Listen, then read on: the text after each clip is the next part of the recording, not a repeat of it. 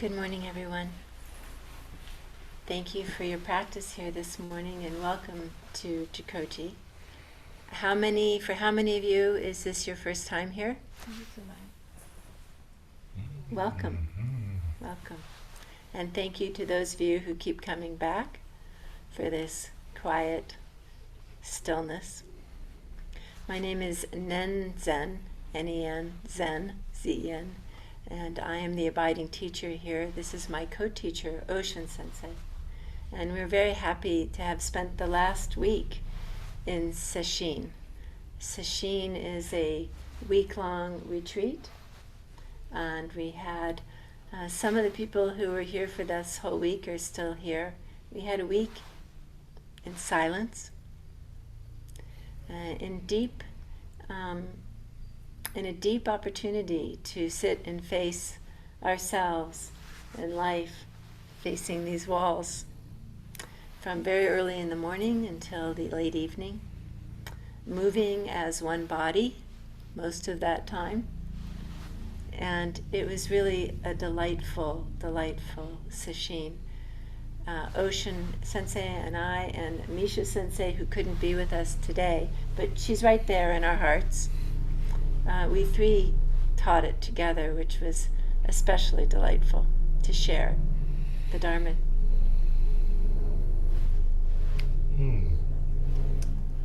Yes, Sesshin practice is a very special time.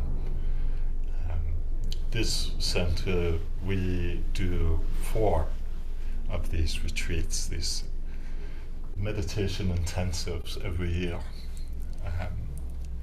And a really lovely opportunity to go a little deeper. I like to think of Sesshin almost as if it's almost like one held moment that I'm trying to expand throughout a whole week. Like a concentrated offering of time and of effort. And it's a misconception that we come to do Sesshin practice to escape our lives, or to run away. But in fact, the opposite is true. We actually are trying to meet ourselves, meet our very lives with greater clarity. So why do we do it? I think first and foremost we do Sesshin practice because our minds are very noisy. That's why we do it. Because our daily life maybe makes us feel like our attention is fragmented across many different situations or devices or obligations, or that our energy is fractured across many versions of ourselves or stories we have about ourselves. So Sesshin gives us this opportunity to offer our main simple conditions for our practice. Silence, posture, breath, simple meals that we take in community together. And all of this is just to facilitate our attention settling. And when our attention settles, we begin to notice the patterns, the shapes of our responses in our life. The reflexes we have of grasping and clinging, of aversion, of self-centeredness.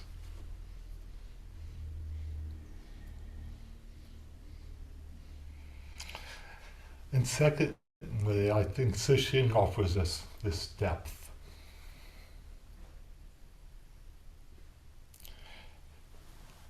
all of these sitting periods are the same. But having this extended, uninterrupted practice, I feel can show us really what sitting practice is, what meditation is. It's in the steadiness of sesshin practice, in turning ourselves over to the schedule, that our habit energy reveals itself more clearly. I'm speaking from experience. And I think even more crucially, we see that habit energy begin to soften a little bit.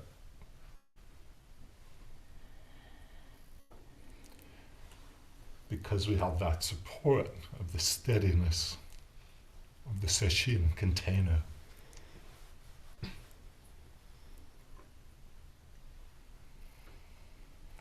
And then it feels like to me that insight and compassion arise not as ideals, or just ideas or concepts, but rather as living qualities of me, living qualities of my attention. Usually for me, the first step is freeing it from my reactivity.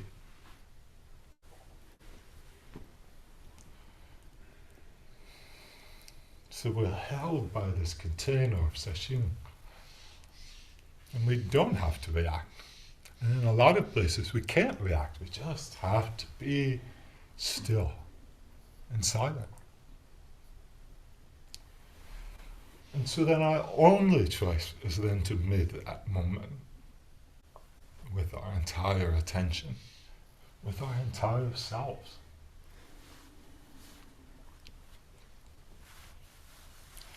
And I think the third aim, maybe, if I may be so bold, of sesshin is that practicing together gives us some courage. All of these other bodies and minds, hearts, and breathing, all committed the same way we are. Holding this container together that we are making.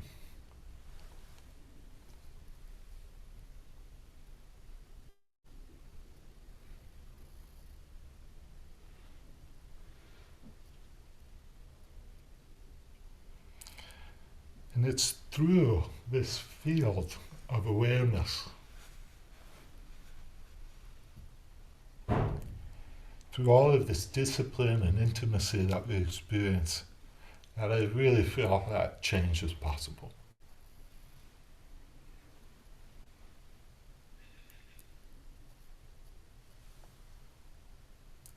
So we do sesshin to see more clearly,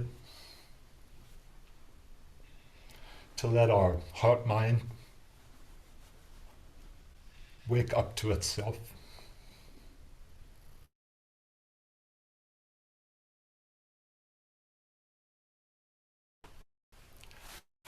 With a little more presence and a little more care. Just a little more presence. It's just really big, dramatic, grand invitation just to a little more presence and a little more care. Because that's what matters.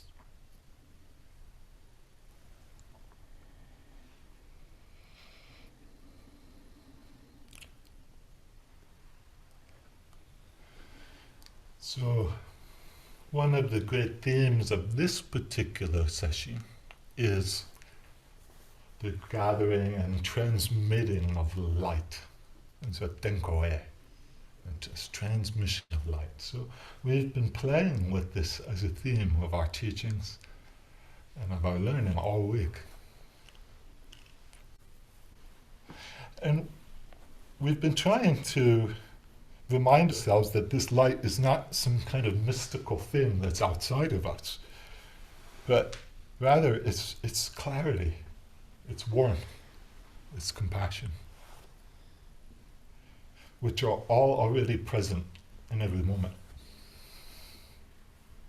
And Sesshin gives us the opportunity, just like every sitting period, every breath gives us the opportunity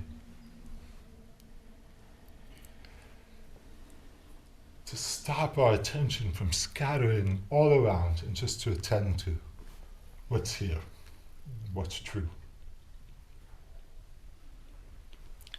So gathering the light, of course, means first turning that light towards what's here. And so a lot of you that joined me for beginning meditation instruction this morning, it's really great to work with you and get to meet you and hear about your life and your practice a little bit. We learn that the first step is to turn our attention towards our breath sometimes, or this moment, or this body, or what's happening here. Even if we're turning our attention to the sense of difficulty or the sense of ease.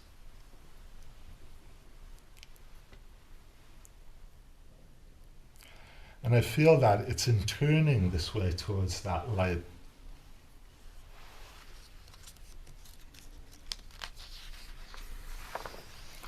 that we allow ourselves to wake up to what is pushing it away. And again, it's a light that's not meant to be collected or hoarded for us. The other half of the theme is expressing this light and transmitting that light. Letting the care and clarity that arise in our practice move outward into our lives through speech and action and our presence. So we feel when our attention starts to steady, kindness often just flows naturally.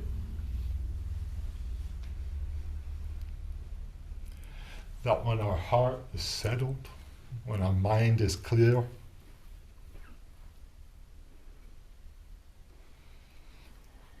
then our speech becomes more clear. That service and stewardship naturally follows.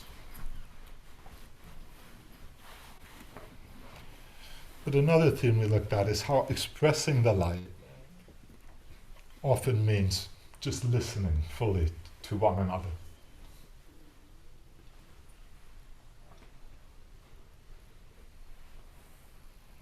Without calculation, without preparation.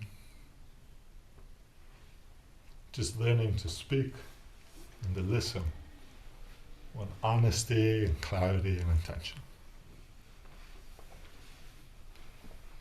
So then I felt like this sesshin became like a little apprenticeship in both this kind of compassion training and this radical ways of being, but really an apprenticeship to my own life.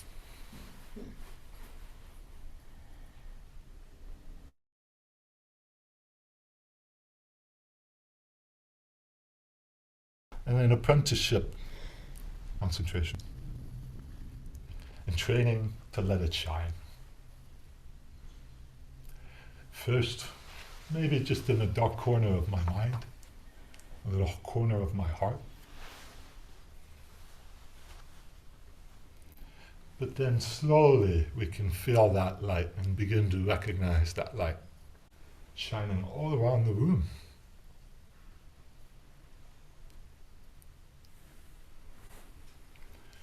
And realize how we are that lamp. And that our light shining, that steadiness,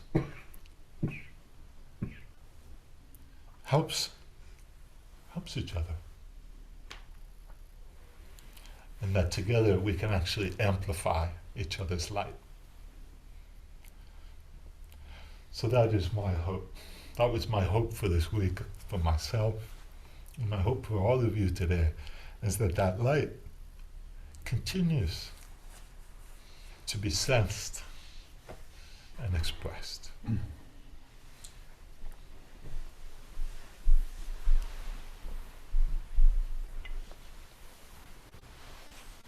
Mahuti, I have a cup of water I can share with you.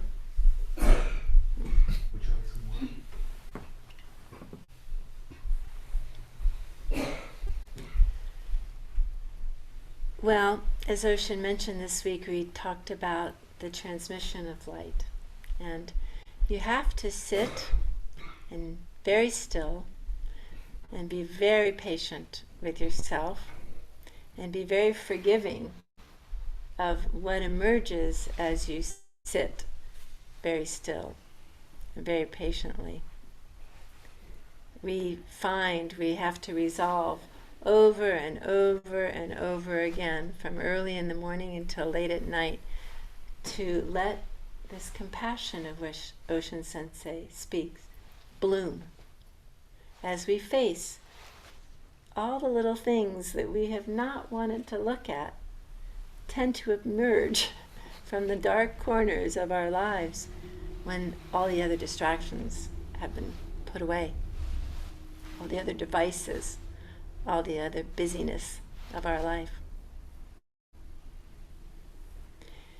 And when you sit still long enough and patiently enough, one cannot help but see that we are the architects of our own suffering. It's nothing out there. It's right here. The origin of our suffering is here.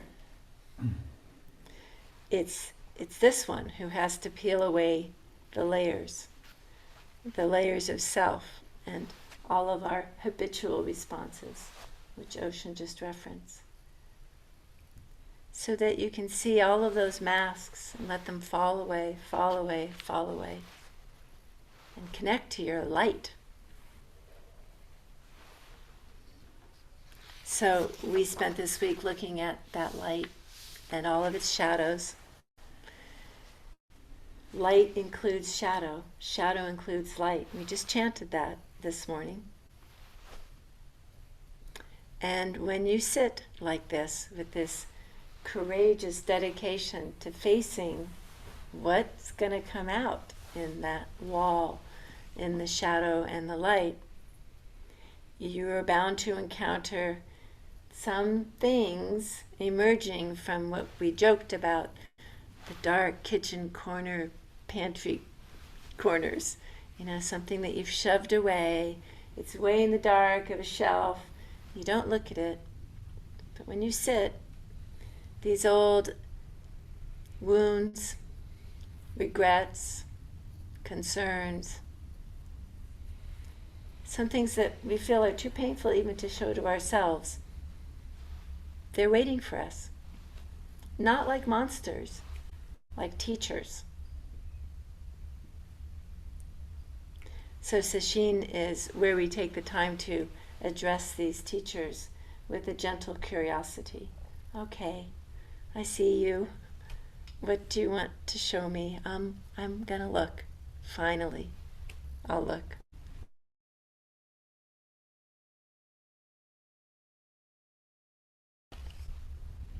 Suffering wants to be seen in the light. One of the Buddha's essential teachings, some of you will have heard this story. It's a parable, really, that Buddha taught. It's in the original canon, supposedly came from the Buddha's mouth. It's called the arrow, sometimes called the dart. It's from the Samyutta Nikaya, and it's an example that the Buddha uses to show how we usually deal with our suffering. Okay, because remember, the Buddha's first ennobling truth is, if you're alive, you're going to have some pain in your life. This story, the arrow, talks about what happens, how we typically, habitually respond to this arrow. This is the Buddha speaking. When an untaught worldling meaning someone who is not familiar with the teachings, an untaught worldling, is touched by a painful feeling, bodily, psychologically. He worries and grieves. He laments. He beats his breast. He weeps and is distraught. He thus experiences two kinds of feelings, bodily and mental. It is as if a man were pierced by an arrow or dart, and following that piercing, he is hit by a second arrow. So that person will experience feelings caused by two arrows. In the same way, when a well-taught, noble disciple, all of you, is touched by painful feeling, he does not sorrow, lament, weep, beat her breast, or become distraught. So she feels one feeling bodily, but not mental, just as if a man were pierced by a dart, but not hit by that second dart. So everyone here has experienced the first dart, right? Unpleasant sensations, emotions, experiences, bodily, psychologically, emotionally. We know that that's a given of being human. There's going to be some grief and loss and pain and hurt. What the Buddha is teaching us with this story of the two arrows, the two darts, is the difference between acknowledging the pain. This is here. I'm feeling it. I cannot stick it far enough in a deep dark pantry for it not to exist. It wants to be seen. That's the first arrow. And then the reaction to that pain. An uninstructed person tends to add another arrow, another layer of suffering. The second arrow, mental suffering, usually takes the form of, this should not be happening, right? I don't want this. I don't like this. I liked it better when it was this way. Why can't it be that way? And it's not to berate ourselves that I'm pointing this out. It's perfectly normal. It's in the realm of human experience to want things to be peaceful, to want to be in harmony, to like a particular flavor of ice cream better than another. But if your happiness in life depends upon it being one way, you're going to suffer extra. That's a second arrow. The second arrow is our mental reaction to the first arrow. And the Buddha is teaching us we have a choice. We have agency. We sit sesshin to see what we've done with our first arrow. How many layers we've added on. How many masks we've had to assume to protect ourselves from acknowledging that pain and suffering. When we sit here, we acknowledge what's in those dark corners. We shine our little light in those corners.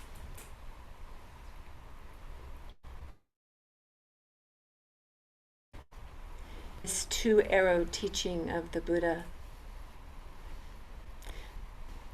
and Denkaway, the sesshin where we study the transmission of light, they both kind of turn on the same subtle truth, which is that this light of awareness, Oshin tells it, this light of presence, it's never gone.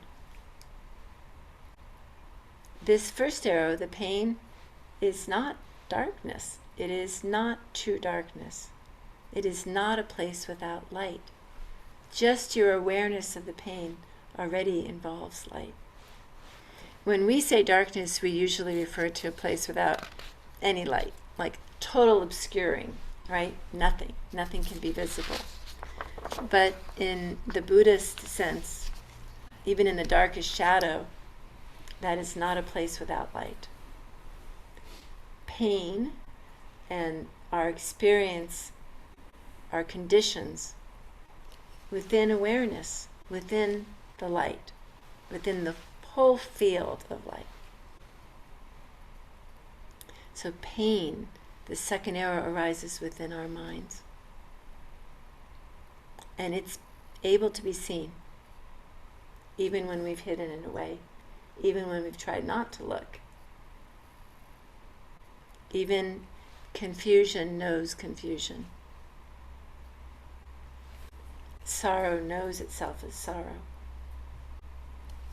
The knowing is already light. So even in the depth of our suffering, this prajna, this wisdom, is already shining a light, because you know you're suffering. There's a light.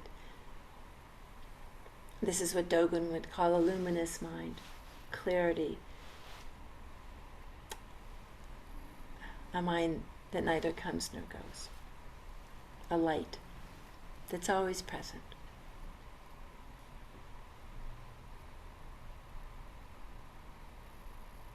So this recognition of suffering can be transformative. Sitting here for a week and facing all of the little parts of yourself that you've not wanted to look at,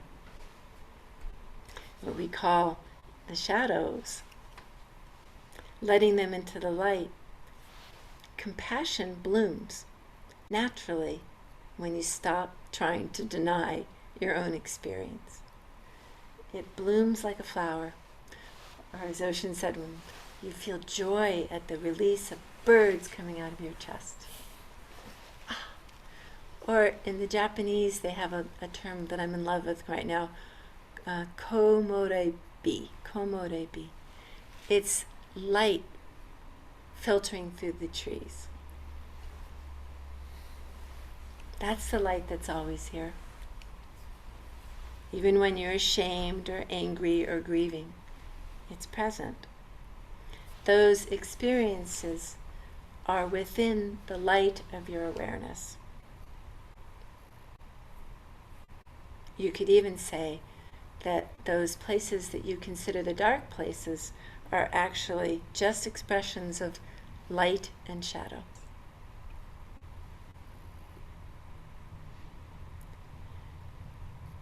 The founder of our temple, Kobun Chino Otagawa Roshi, wrote this calligraphy. It's hanging in our community room, usually. I'm careful to put it right side up, because one time I held up calligraphy upside down. It was really embarrassing, because I didn't look at it first. But right side, right?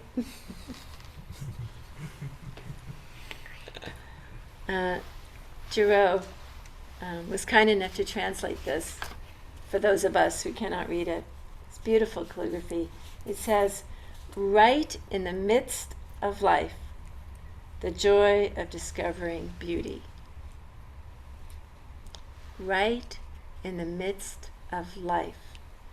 Let's call life light and shadow.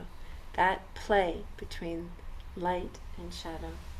Right in the middle of this messy life, the joy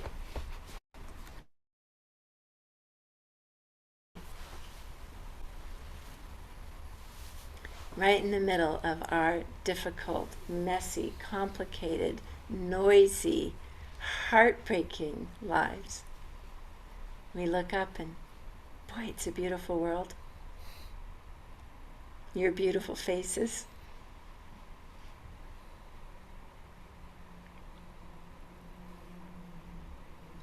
That's the light transmitting itself. Your little light. Everyone's little light. Bouncing back and forth, mirroring off of all of us.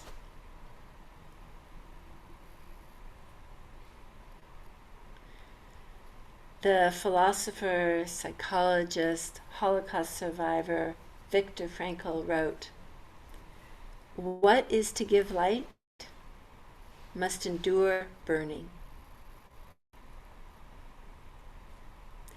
sitting this sesshin, we have to burn through some material. We have to use this light to illuminate the places that we have not wanted to examine. And this is how we care for ourselves. This is how we tend that light. We fuel that light with the things that we have not wanted to look at. And it increases our light.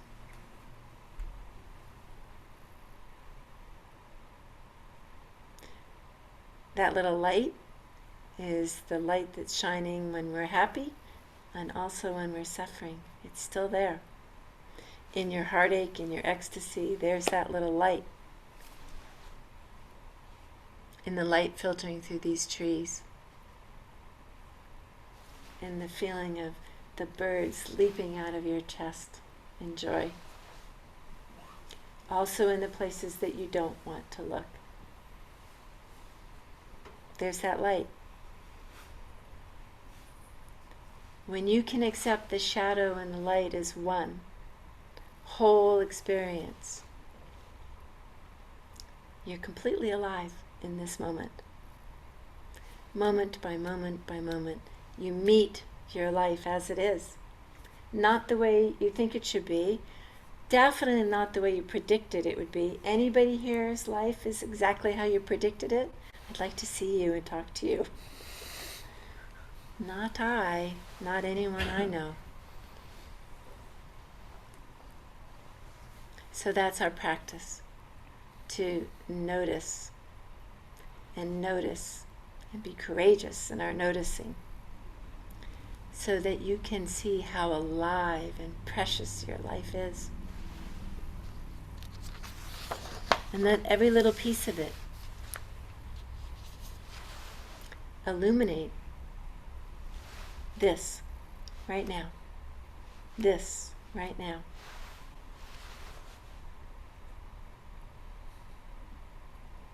It's all we have. Until the next this, right now. So please practice. Whether you can come to one of these week-long sessions, which everyone is frightened of. There are 2 people who came, at least 2 this week, who've never sat a full sesshin. That takes courage. But that's the way in, the deep end. And we encourage you to do this. It's 4 times a year, to take the time to take care of all the little dark corners that don't get any attention, and to see what you can do to transform those places into light.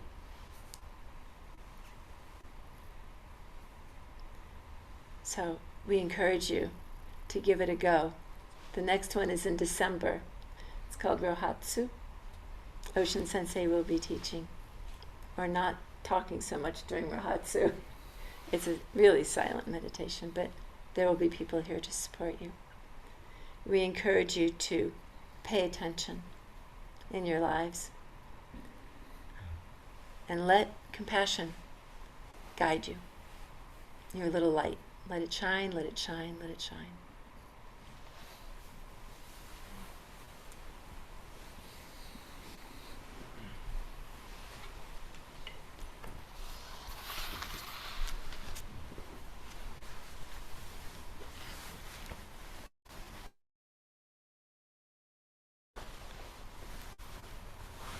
This is a time that we open up for you.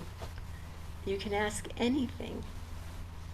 One of my teachers once said, you can ask anything except for a why question. And of course some smart aleck immediately said, why? And I'll answer it for you right now. The reason we don't really know what to say about why questions is all of experience since the Big Bang, let's say, if we want to start with the Big Bang, but we could start before the Big Bang. All of that brought us to this moment. There's no way that we can tease out a little thread that's got a bell at the bottom and say, well, that's why, ding, ding, ding, ding, ding. It's just too vast, the interconnection of causes and conditions, to be so simplistic. It's this beautiful mess all together. You can try a why. I'm not sure we'll have a good, skillful response. Any other question goes. Yes. So I was wondering from the aspect of Zen, or like your experience of practicing Zen, what's the meaning of life? There's two questions you can't ask. Why? What's the meaning of life? Next question. Find out, tell us. Well, I mean, the way I don't have much difficulty with that. It's this. What's happening right now? You are expressing the meaning. It's not that the meaning comes from outside. You are the force that expresses the meaning. Your existence is expressing life.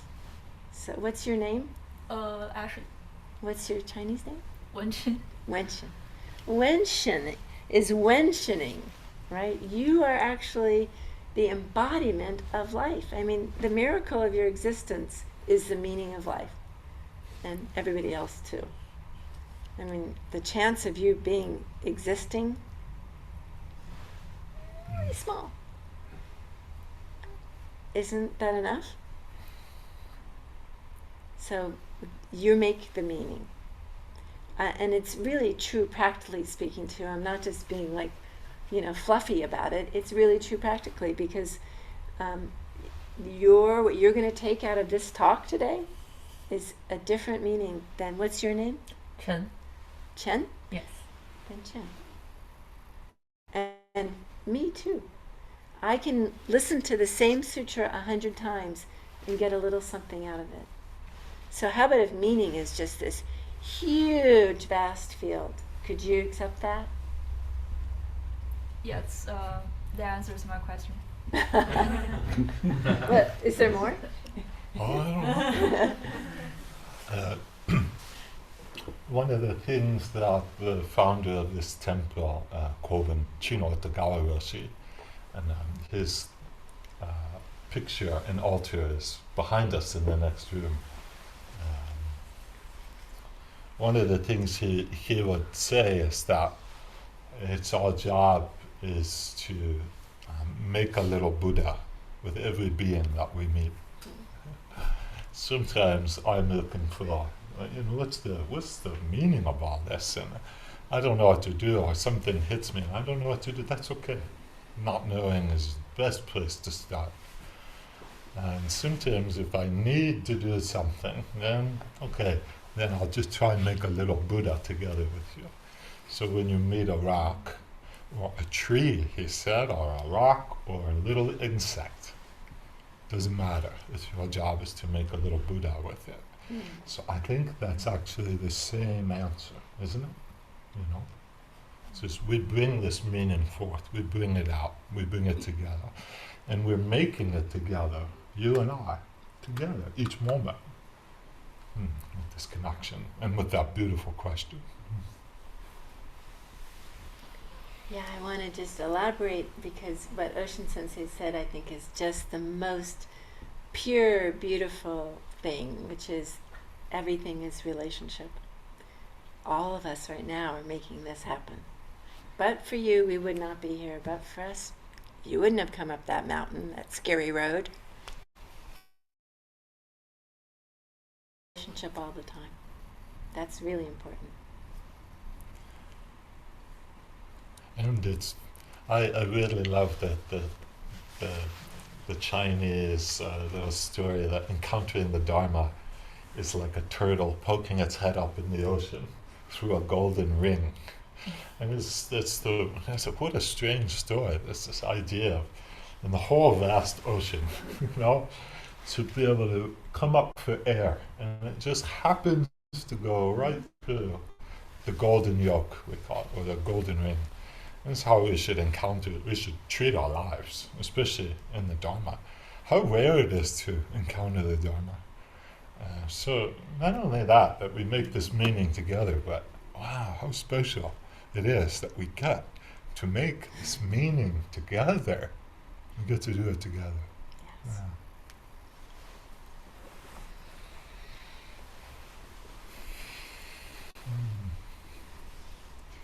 I'm Cindy. Hi, and, Cindy. I love your Dharma talk every time. Yes, and, it had such a strong impact on me.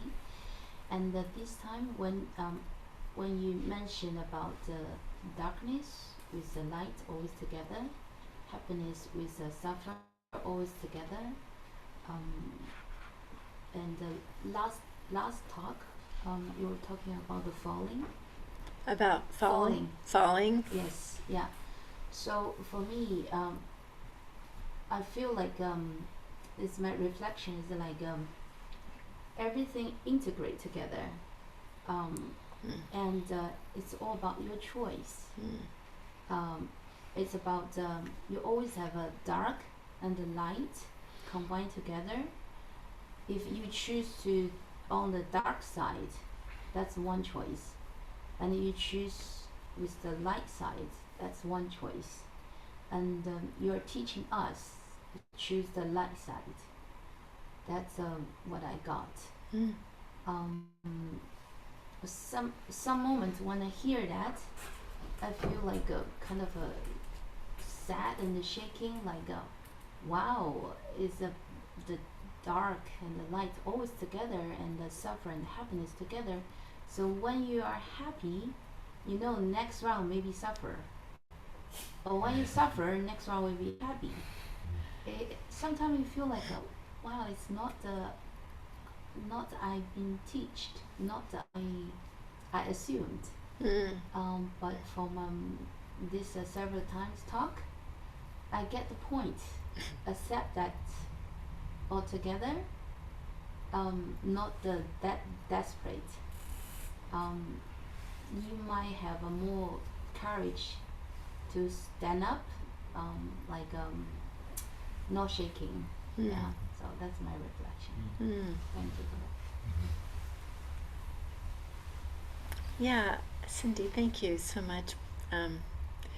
The thing is that I'm not suggesting you not enjoy the joy, okay? Enjoy the joy.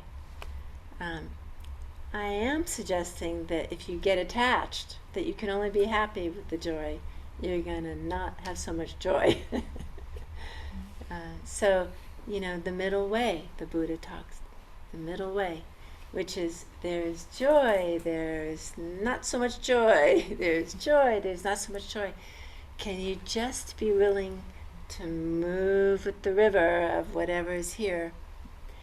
And I also appreciate your pointing out this teaching, which I think the Buddha was making very clear with the story of the two arrows. You are not in charge of everything that happened until this moment. Some things a little, but for the most part, there's lots of influences that are unseen, really, in your ancestry, in your DNA, right? That brought you right here. And now you do have to make a choice. You're responsible, but you're not responsible for everything that happened up until now. But now you have a choice. Once you see you have a choice, you get to make something that's wholesome. No harming you, no harming the world. That's your choice. And then you have to let go because you're not in charge of the outcome. It's tough, but that's the way. Make your choice. Do your very, very best and let go. Let go.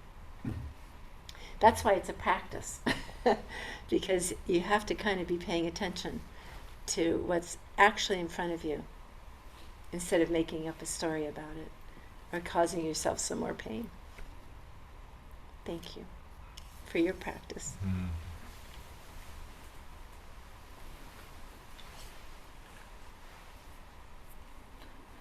Yeah, I'm Chen, and first time taking my parents here. I actually have a question. I haven't practiced this one before, and when you said, okay, transferring the dark spot into the light, what's the hardest part in this process for the first time trainer?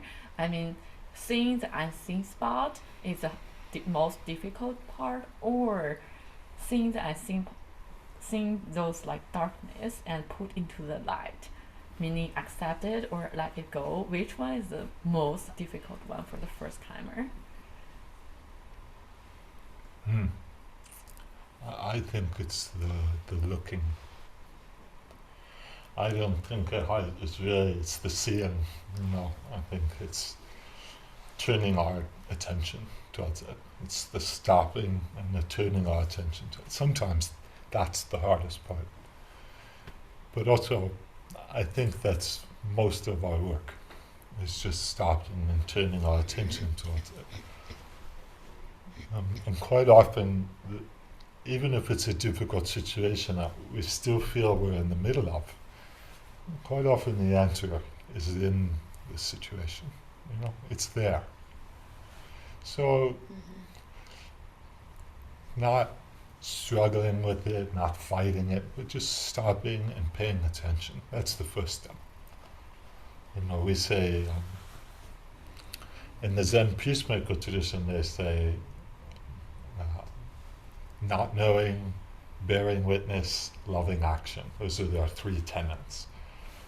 If you meet something with a beginner's mind, with an openness, I don't know. This moment is fresh and alive and it's never happened before. I just have to pay attention. I don't know. So just meet it with a freshness and an aliveness. And then bearing witness, just try and see what's there. What's actually there. Then the third one, loving action. And I often say that one is like the one with, well, how do I do this? How do I embody the great compassion in the world? That's the easy part. The hard part is paying attention, and the hard part is seeing clearly. The compassion will arise quite often, very naturally in us. It's there's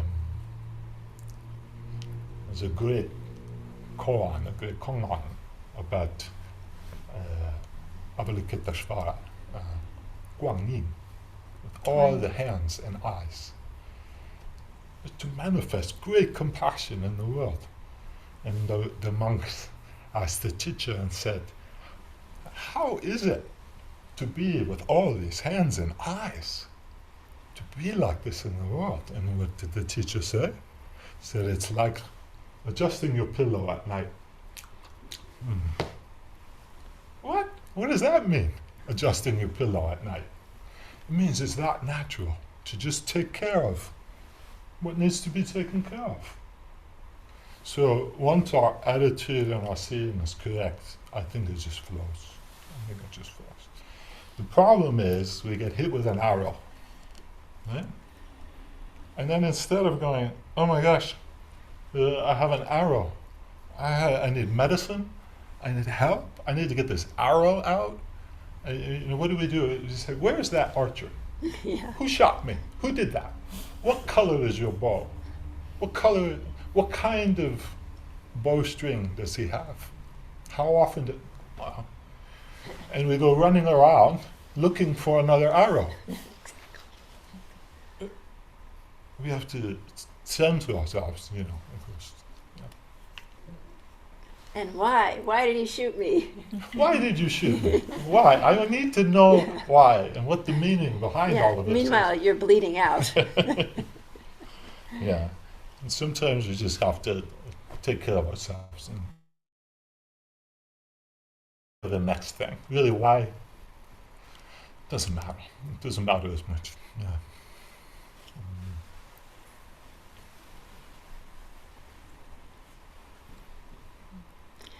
A question that comes up for me when I look at the things I don't want to look at is, who is it?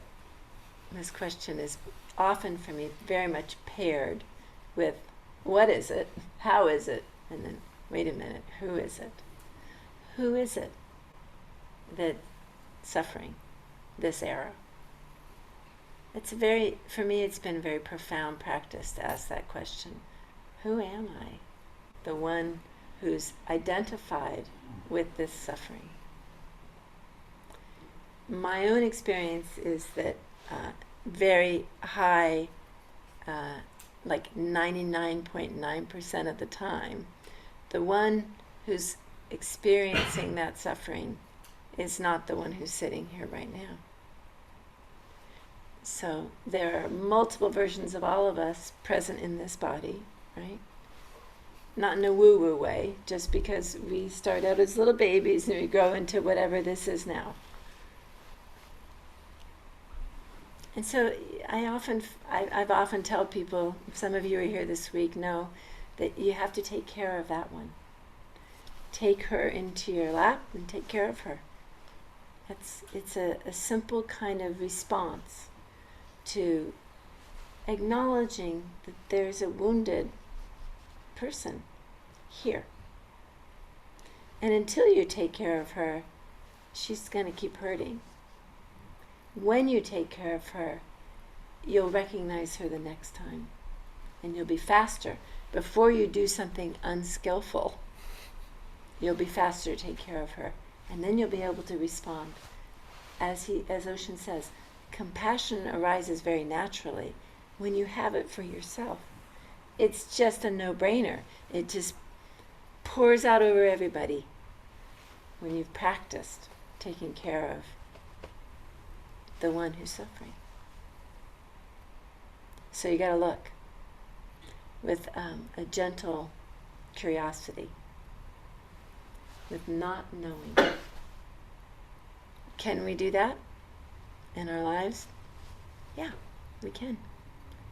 Especially it's important when something is bothering you and you're starting to get that, gonna react like it's a little animal coming up in you and you're gonna go, blah, blah, blah, blah, blah.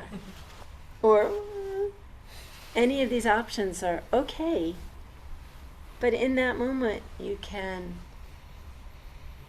make an effort to take care before you do something that is unskillful towards yourself, before you speak to yourself unskillfully or unkindly, to practice with compassion. It's transformative, actually. And then you walk around the world and people might even be blaming you and shaming you, and you'd say, boy, that person's suffering. Because compassion naturally arises because you can see that person's suffering. Our country is suffering. Our world is suffering. So take care of this one who's suffering so you can take care of the rest of us.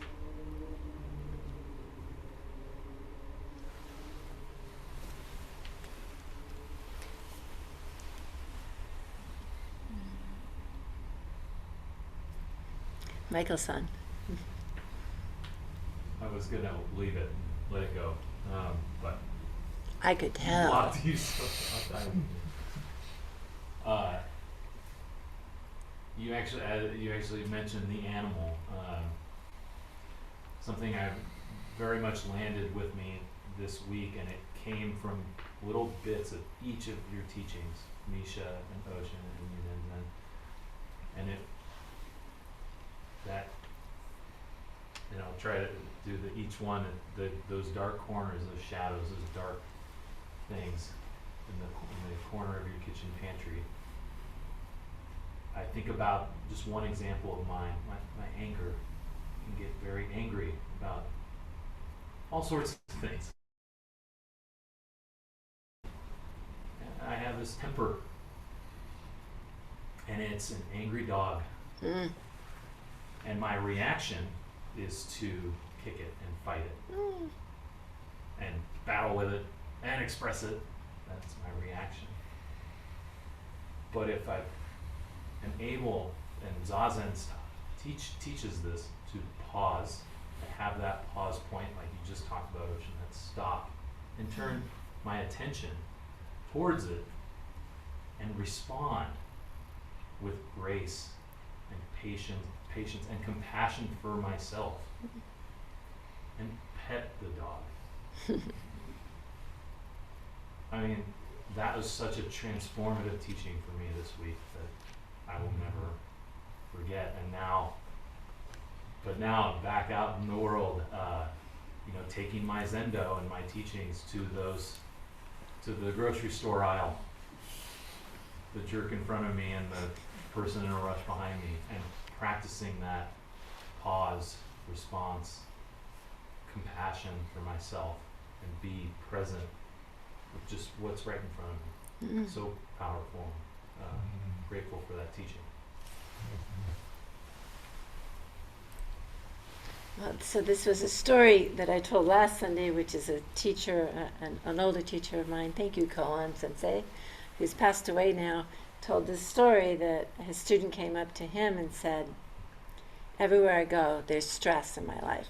I go to work, my boss is haranguing me, you're late, you haven't done this, you haven't done that, and people don't do what they're supposed to do, the people who are my subordinates, and so much stress, and I go home and my partner's, just unhappy with this and with that, and I haven't fixed this and I haven't done that, and he's stress, and everywhere I go, there's stress. And Koan Sensei, I don't know if this happened to him or if his teacher told him, for all I know. And the teacher says to the person who's stressed out, yes, stress is a very loyal dog. Kicking it hasn't seemed to work. Why don't you try petting it? Same thing. Look in the dark places for what is asking for your attention, what needs to be kind of taken up and treated with compassion. And it's not like a once and done thing with anger or with anything else. This is a practice. I'm practicing every day, all the time, with all the little dogs that keep biting at my heels. They're all me. They're my fabrication. Nobody else's dogs. So best take care of them. Give them a milk bone.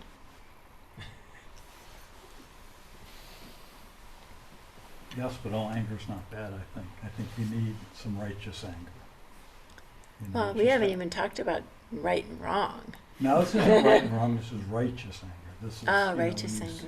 What's going on now? You can't passively sit by and think the next person's going to take care of that. Mm.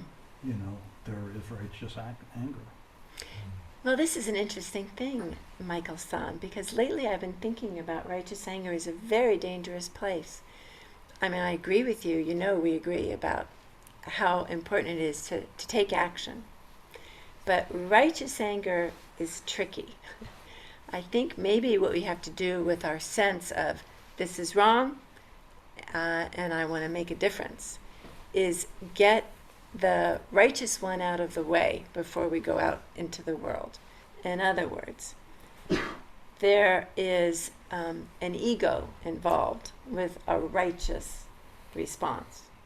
Now, it might be a semantic thing about the word righteous. I admit that. I can get very seduced by words. But I really have noticed that when people get very righteous, they think there's one way. And that's tricky. It's really tricky. I think that our capacity to allow multiple views, not knowing, as Oshin Sensei just said, and trying to collaborate to come to something that is better, makes the world better. So righteous anger is like almost the beginning of the inquiry. And then if you take care of the righteous piece, then you can go be wholesome with that force. Coming from a place of anger. The people that I most admire, Gandhi and Martin Luther King Jr., Dr. Martin Luther King Jr., and millions of other peacemakers, Bernie. They're amazingly powerful people. They were not acting out of righteous anger. They had dealt with their anger first.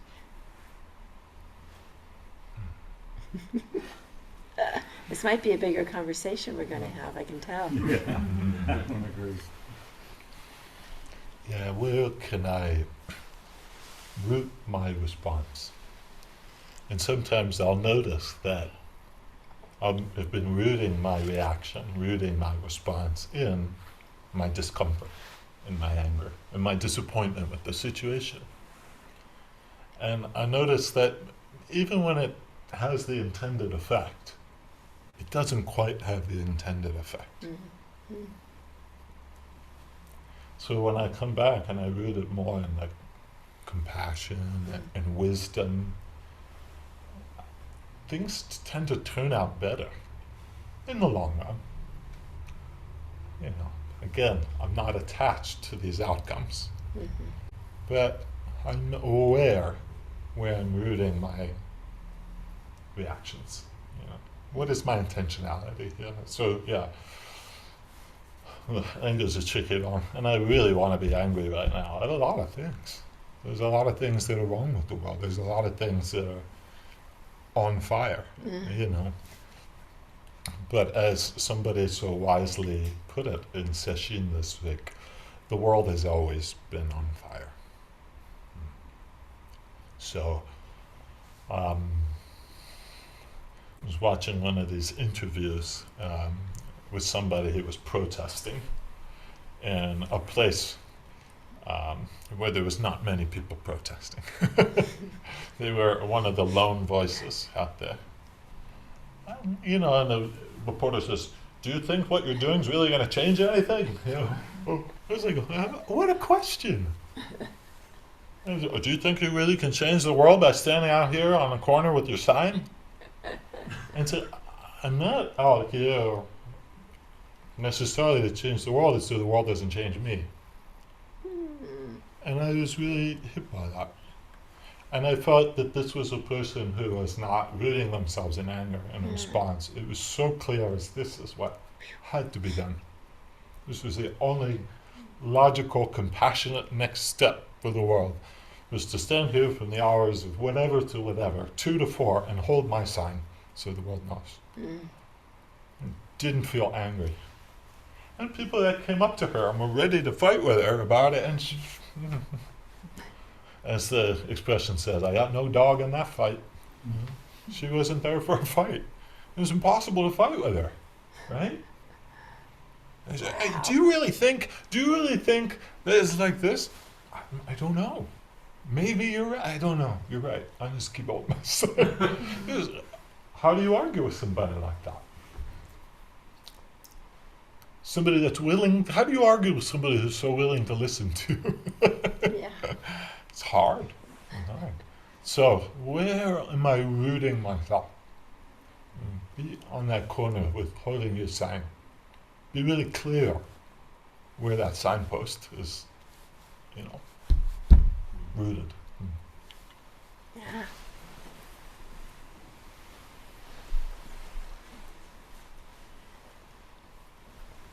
Anybody else?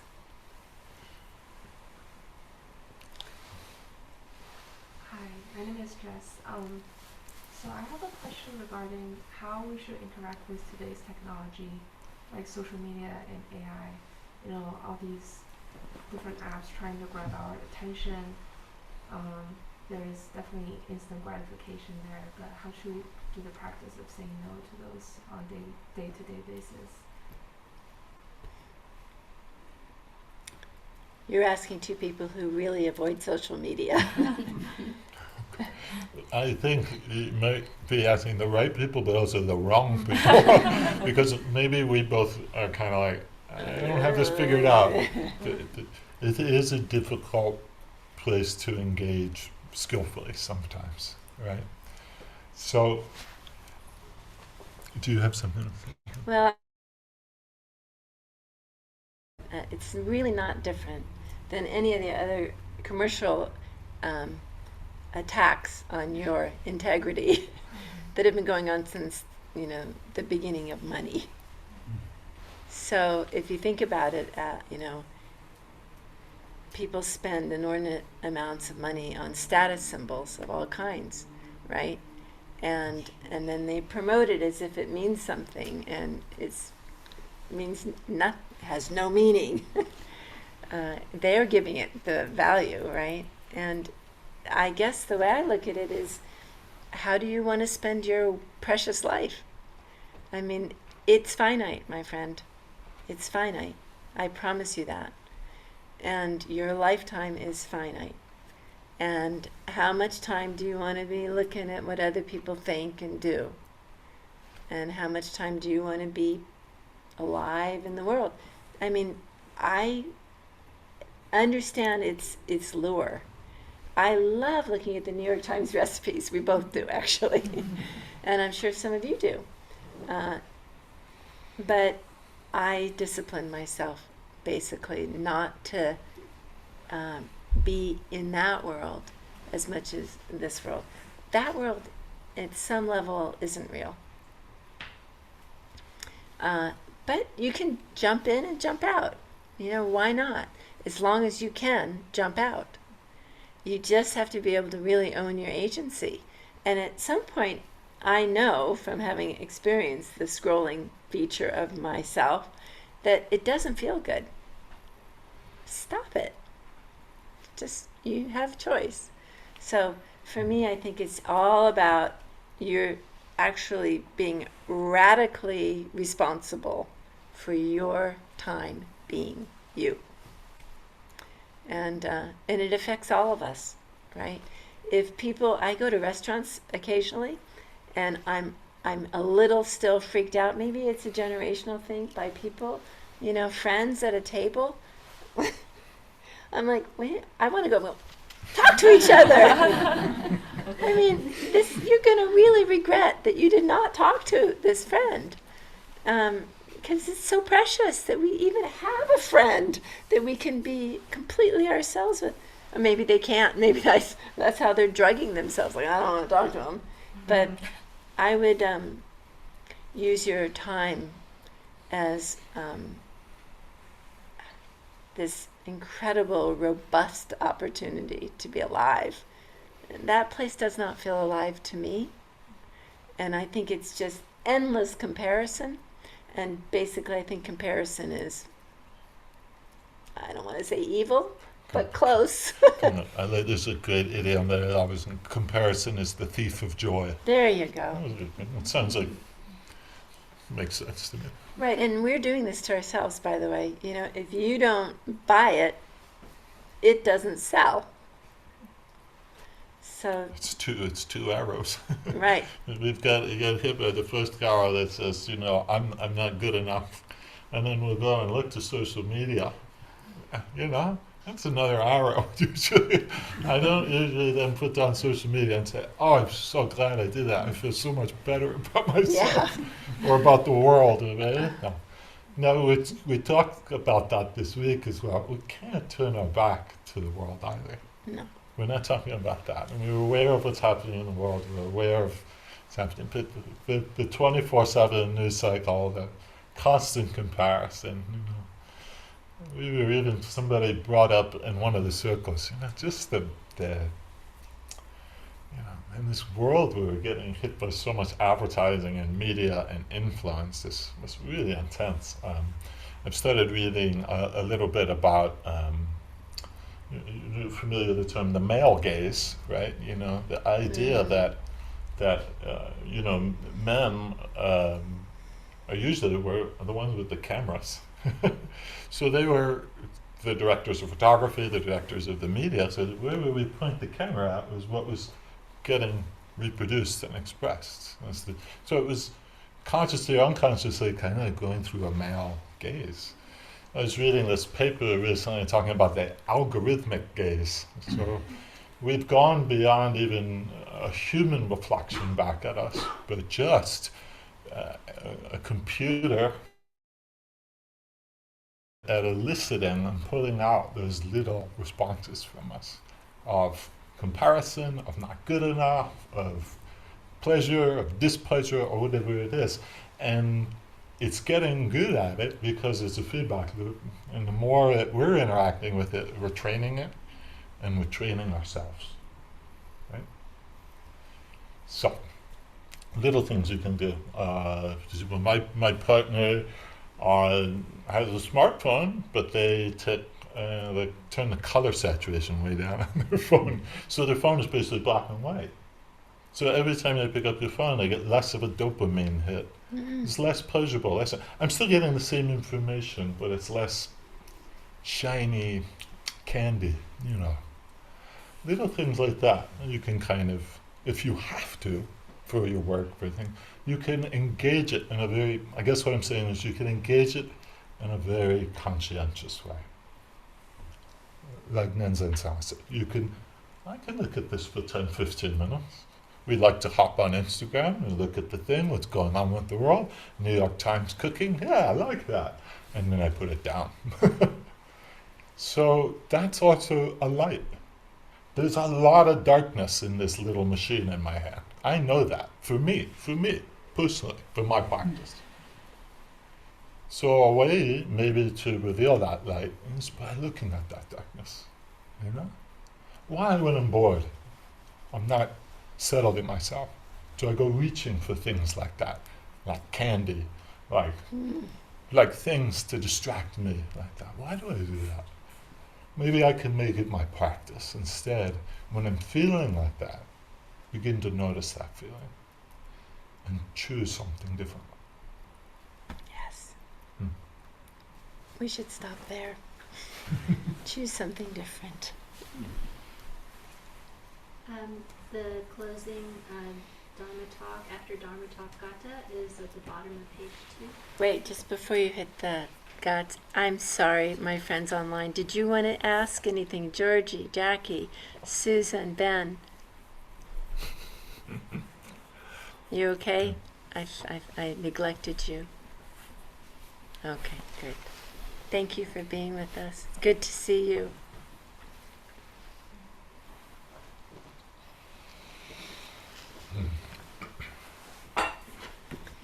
May our intentions equally extend to every being and place with the true merit of Buddha's way. Beings are numberless, I vow to save them. Delusions are inexhaustible, I vow to end them. Dharma gates are endless, I vow to enter them. Buddha's way is unsurpassable, I vow to